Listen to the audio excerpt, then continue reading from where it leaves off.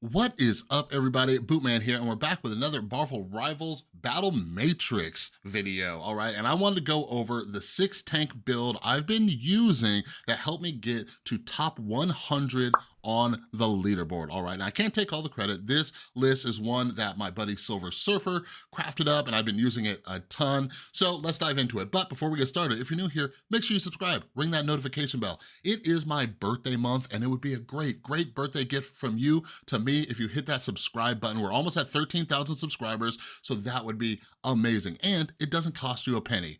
What better birthday gift than that, all right? So anyways, let's jump into it. So I've been playing a lot of Battle Matrix, that some of you have seen, and yeah, I wanna go over this build. So this is 6 tanks, and first, let's discuss why it works.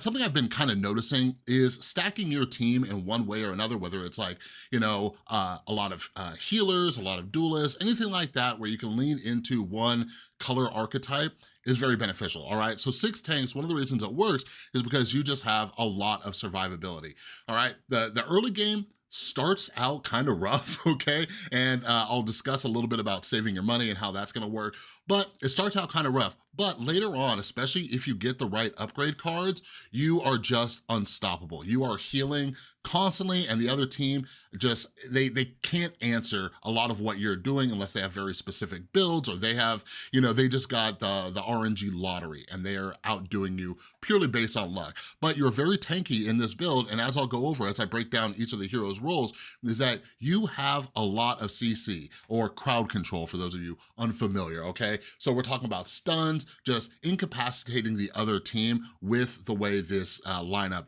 is built out. So that is why this thing works, all right? One of the drawbacks is, like, you're so tanky, like, you're not doing a ton of damage. You will be doing some depending on how you build this thing out, but yeah, a lot of it is just tankiness. It's a tank build. So let's go over the team comp real quick. As you can see, we got Hulk, Venom, Emma, Strange, Thor, and Cap, okay?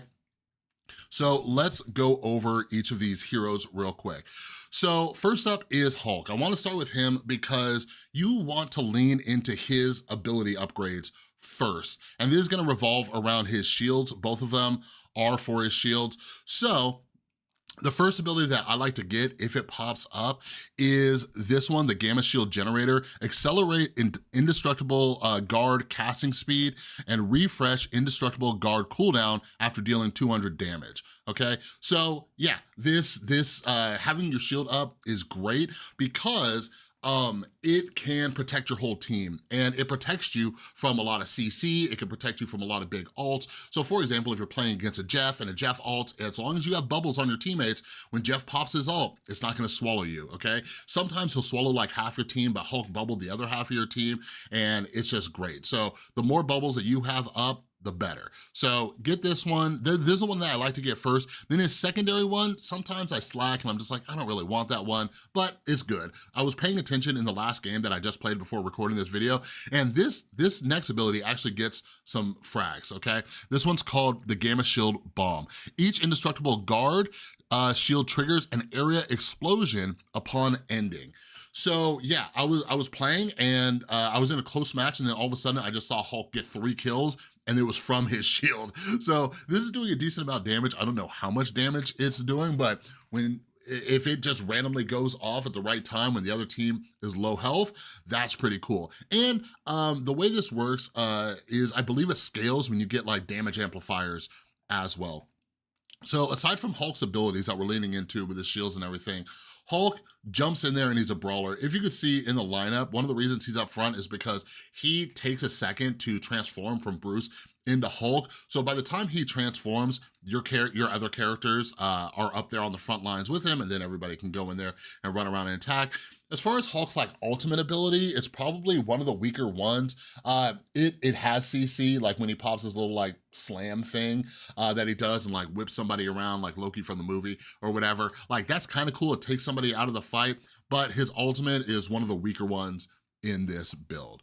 All right, so next, let's talk about Venom. Venom is our big beefy boy. If you watch my tier list video, you'll see that I put Venom up there in S tier. A lot of people use Venom. He's probably one of the top picked heroes in this. He's something, his strength is something I realized just in early access. I'm like, oh my God, all right? So Venom is just tanky, tanky, tanky, tanky. And if he could draw focus like from the rest of their team and their team is just all attacking Venom, then your team has free reign to do whatever they want. So a lot of his tankiness comes from this ability, the King in Black. Devour, which is your ultimate ability, permanently grants 10% of damage dealt as maximum health up to 1200 and enlarges the character. So as you use your ultimate ability, Venom gets bigger and bigger and bigger. If you haven't played Venom yet, if you've played against a Venom, you're like, wow, why is this Venom so huge?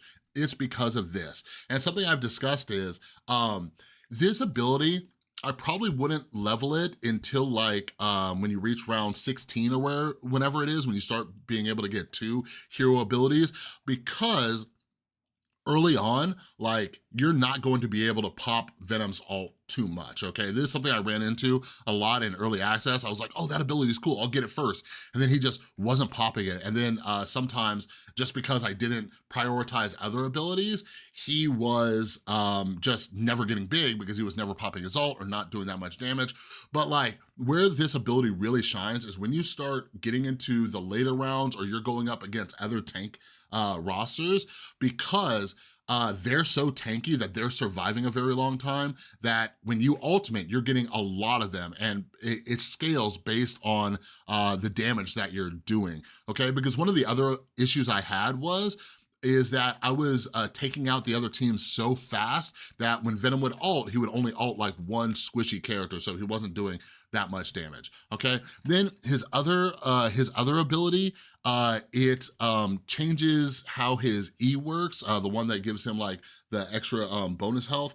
Now, this is something I don't have a screenshot for it. It's like a freaking paragraph long, but anyways, it like increases like the coefficient by like 0.3. It's some crazy math, but anyways, I get this later. Sometimes like I don't really prioritize this second ability unless I just really want some additional tankiness and for Venom to survive longer, which isn't a huge deal. As I'll discuss when we get down to like some of the cards that you wanna get, the tankiness isn't really a huge thing.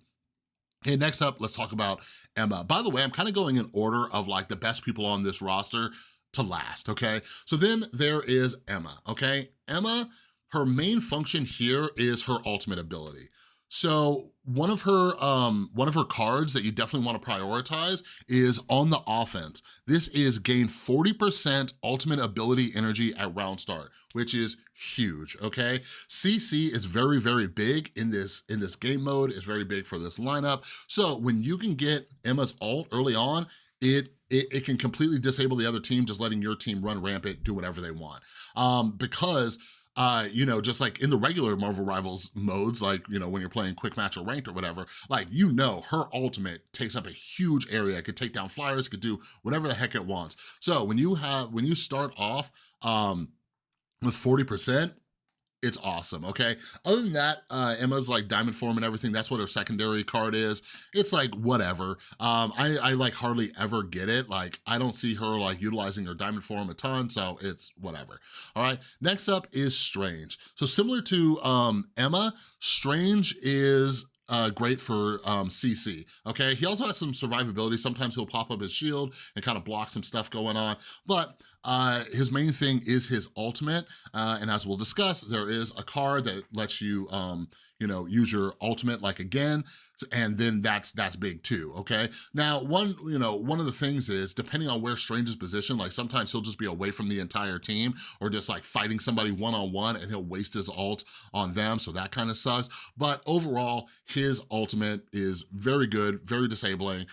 Even when I go up against a Strange, I get really annoyed because my team will be all grouped up and they'll pop their ult. But the good thing is, if you do have Hulk, then the ult, Strange ult doesn't affect you. But Strange's ultimate is very useful. Then as far as his abilities go, the main one I like to get is Turbulent Maelstrom of Madness. It's reduce Maelstrom of Madness's E cooldown by 6, so you're doing his little burst of energy a lot faster, and then each use adds damage instances to subsequent Maelstroms. So the more you use it, the more damage it's gaining.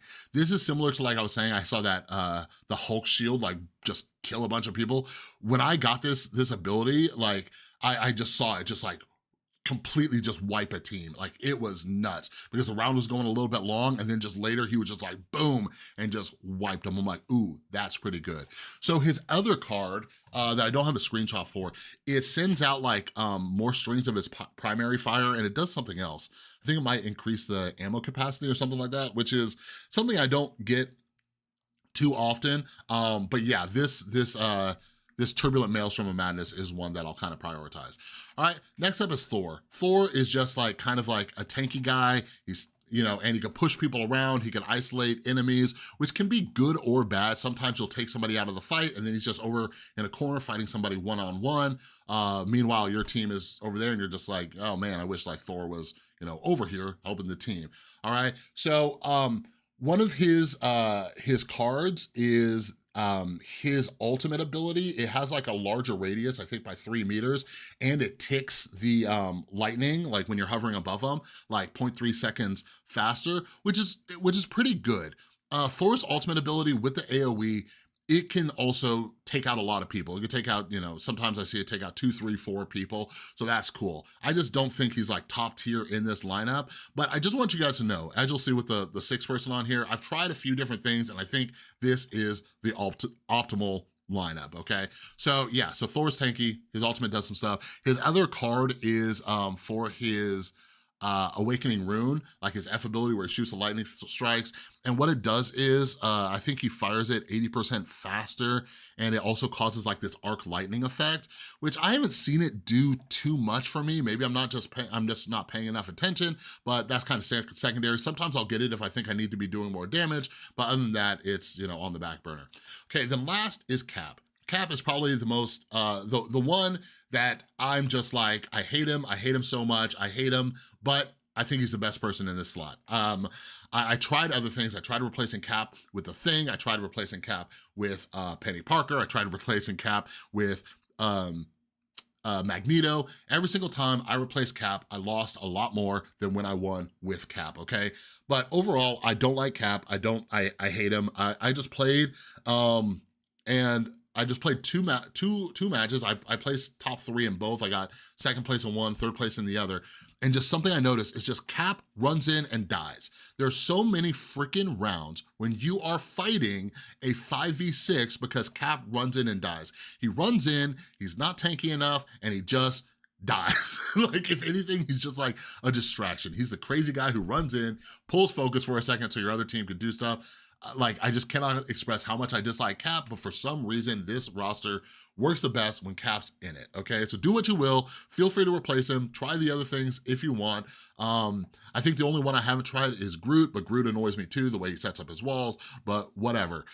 Cap's abilities, one of them, he like, God, I don't even pay attention to him because I hate him, but I think like the best one is the one where his just primary fire does like 80% more, and I think it bounces more, something like that. That's the one I usually go for, and then I forgot what his second one does. But anyways, I don't even like talking about Cap. He frustrates me to no end. All right. So with this layout that we're looking at, so like I said, Hulk is up front because he has to transform into Bruce. The rest of your team comes forward. Cap, we have him in the back because Cap is going to run in there and you want to put him as far away as possible. So hopefully he's not just the first one pulling, you know, just dying immediately. In the last round I played, I actually moved him back to the far right corner. I was thinking about moving him to the far left, but I was like, oh, well, if the other team is lined up over there, Cap's just gonna run over there and probably die even faster, okay? Venom's in the very back line. Like these other ones, like it's just everybody groups up together. Like there's not a lot of rhyme or reason for it. I will admit my weak point in this mode so far, like I didn't play a ton of TFT or anything, is just the layouts and everything. This just works. I'm not 1000% sure why. Like the Cap thing makes sense, the Bruce thing makes sense. The other ones I'm just like, here, they can be here for whatever, all right? You know, Thor can have some distance, but he usually uses his hammer swing to like fly in there anyways.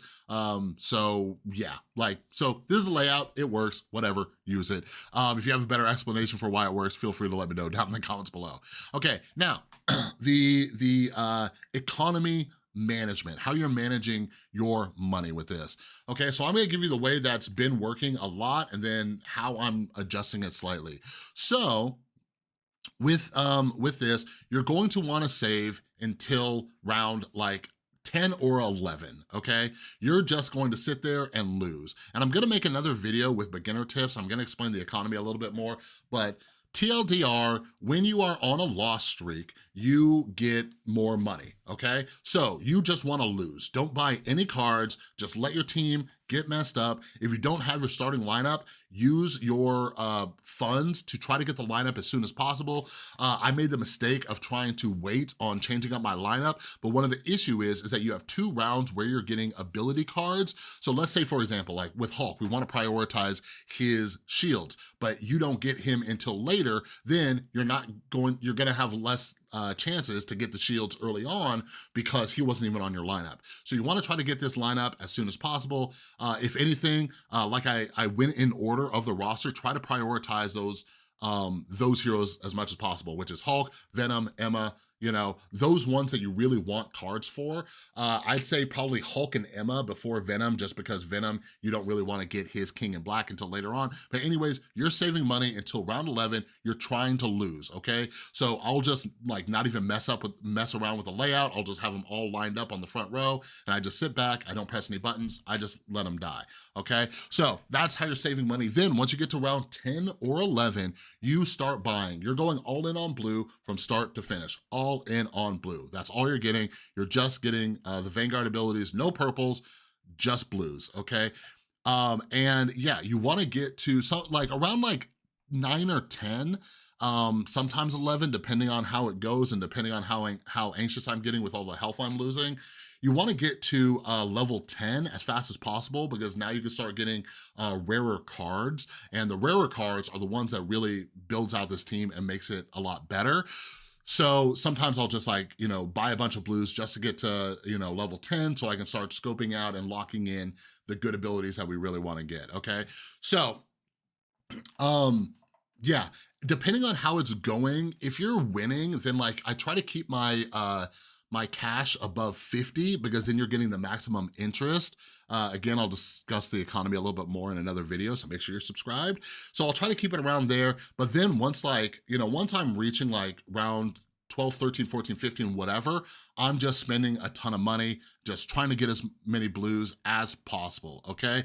But now we're gonna move into the final section of this video, is which specific cards that you want to get, all right? So, one of the first cards that you wanna get is Steady Recovery, okay? Listen to me very carefully. These 3 cards that I'm gonna go over, they will win or lose you games, okay?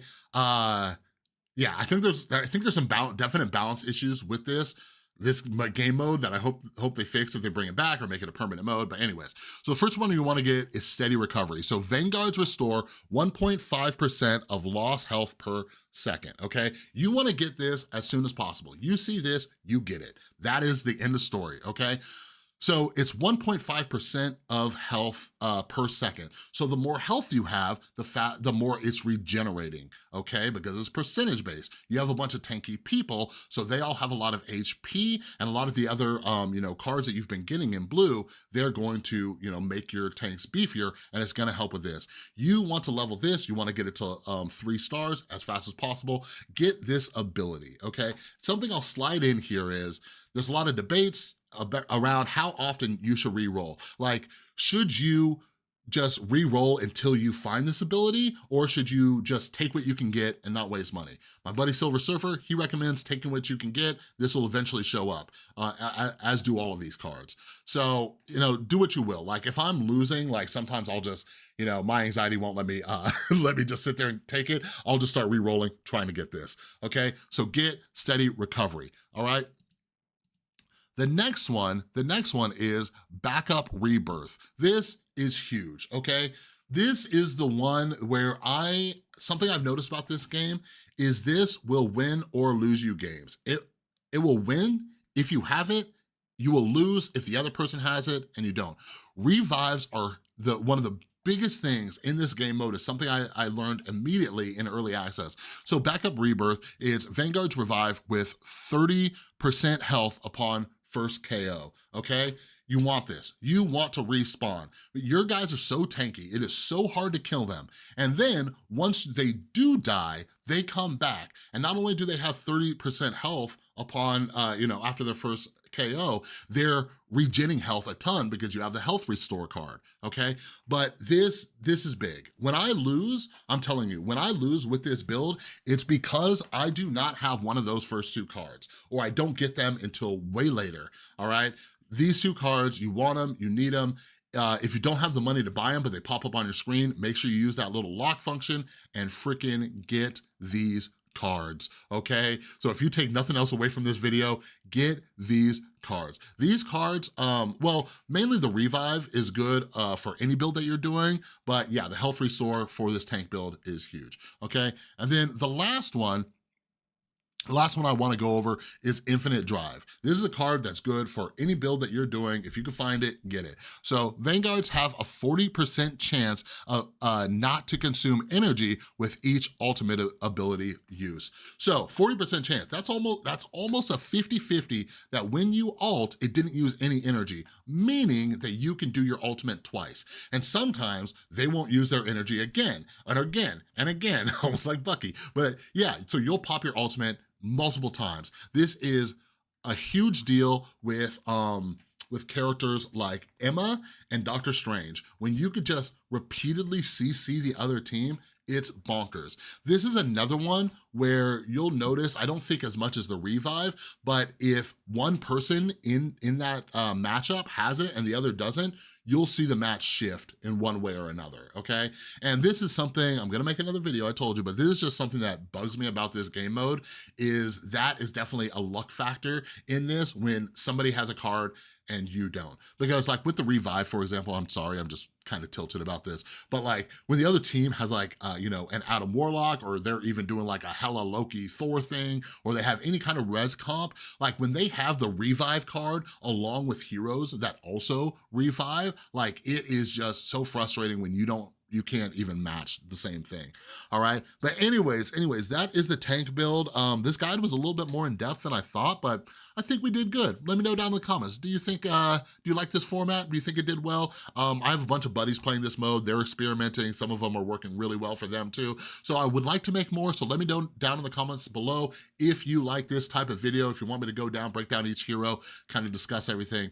All that's good stuff. All right, but anyways, that's all I got for this video. If you liked the video, please give it a thumbs up. And if you're new, remember, it's my birthday month. A great birthday gift to me would be to help me get to 13,000 subscribers. So hit that subscribe button, ring that notification bell. I will be making more Battle Matrix vids. I also make, a bunch of just regular Marvel Rivals vids. So make sure that you're subscribed. You don't want to miss any of that. I'm a cool guy. I make fun videos. We have a good time around here. All right, but anyways, that's all I got. Have an amazing rest of your day. I'll see you in the next one.